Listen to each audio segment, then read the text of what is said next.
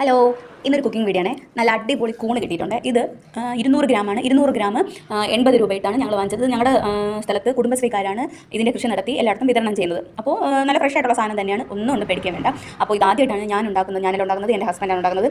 ഞാൻ ആദ്യമായിട്ടാണ് കഴിക്കുന്നത്. അപ്പോൾ നമുക്ക് ഈ ക്ലീൻ പരിപാടിയാണ് എൻ്റെ ജോലി. അപ്പോൾ നമ്മൾ ഈ കൂണ് നന്നായിട്ട് കഴുകി വൃത്തിയാക്കിയതിന് ശേഷം ചെറുതായിട്ട് അരിഞ്ഞെടുക്കുക. അപ്പം ഇതാ ഇങ്ങനെ ഓരോരോ ഇതെടുത്തിട്ട് ചെറുതായിട്ട് ഒന്ന് അരിഞ്ഞിരുന്നത് ഇതുപോലെ ആക്കുക. അതിനുശേഷം 2 സവാള എടുത്ത് ചെറുതായി തോരനരിയും പോലെ ചെറുതായിട്ട് സവാള അരിഞ്ഞെടുക്കുക. അതോടൊപ്പം തന്നെ നമ്മുടെ അടുപ്പിലോട്ട് ചീനച്ചട്ടി വെച്ചിട്ട് അതിലോട്ട് വെളിച്ചെണ്ണ ഒഴിക്കുക. വെളിച്ചെണ്ണ ഒഴിച്ചതിന് ശേഷം കടുക് ഇട്ട് കൊടുക്കുക. കടുക് പൊട്ടിയതിന് ശേഷം കറിവേപ്പില, വറ്റൽമുളക് ഒക്കെ ഇടാം. നിങ്ങൾക്ക് ഇഷ്ടമുള്ളതൊന്നും എല്ലാ വരും ഇടാം. കറിവേപ്പിലയോ നമ്മുടെ വറ്റൽമുളകോ ഇട്ട് കൊടുക്കുക. ഞാനിവിടെ കറിവേപ്പിലാണ് ഇട്ടത്, വറ്റൽമുളക് കഴിഞ്ഞു, അതുകൊണ്ട് ഇട്ടില്ല. അത് കഴിഞ്ഞ് റെഡിയാക്കി വെച്ചിരിക്കുന്ന 2 സവാള ഇതിലോട്ട് ഇട്ട് കൊടുക്കുക. എന്നിട്ട് കുറച്ച് ഉപ്പും കൂടി ഇട്ട് കൊടുത്തതിന് ശേഷം നന്നായിട്ടൊന്ന് ഇളക്കുക. നന്നായിട്ട് കൈവിടാതെ ഇളക്കിയതിന് ശേഷം നമ്മൾ അടുത്ത് നമ്മളൊന്ന് അടച്ചു വെച്ച് കുറച്ച് സമയം ഒന്ന് വേവിക്കുക. അതായത് നമ്മുടെ ഈ സവാള ഒന്ന് വാടി വരണം. ഇതുപോലെ ഈ ഒരു പരുവായതിന് ശേഷം ചെയ്യേണ്ടത് നന്നായിട്ട് അപ്പോഴപ്പോഴും ഒന്ന് മൂടി മാറ്റി ഇളക്കി കൊടുക്കുക. അതായത് സവാള നന്നായിട്ട് വഴണ്ട് വരണമെങ്കിൽ ഈ കൂണിന് ടേസ്റ്റ് ഉണ്ടാവും എന്നാണ് ഇവിടുത്തെ മാസ്റ്റർ ഷെഫ് പറഞ്ഞിട്ടുള്ളത്.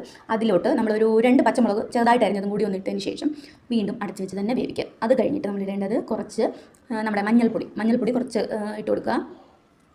അതും നന്നായിട്ട് ഇളക്കി യോജിപ്പിച്ച് കൊടുക്കുക. അതിലോട്ട് നമ്മൾ ചെറുതായി അരിഞ്ഞു വെച്ചിരിക്കുന്ന കൂണ് ഇതുപോലെ ഇട്ട് കൊടുക്കുക. എന്നിട്ട് അതിനെയും കൂടി നന്നായിട്ട് മിക്സ് ചെയ്ത് നന്നായിട്ട് യോജിപ്പിക്കുക. നന്നായിട്ട് ഇളക്കി കൊടുക്കണം. അടുത്തതായിട്ട് നമ്മൾ കുറച്ച് മുളക് പൊടി ഇട്ട് കൊടുക്കുക. എരിവ് ഇഷ്ടമുള്ളവർക്ക് കുറച്ച് മുളക് പൊടി ഇടാം, വേണ്ടെങ്കിൽ വേണ്ട. മുളക് പൊടിയും കൂടി ഇട്ടതിന് ശേഷം നന്നായിട്ടൊന്ന് മിക്സ് ചെയ്തെടുക്കുക.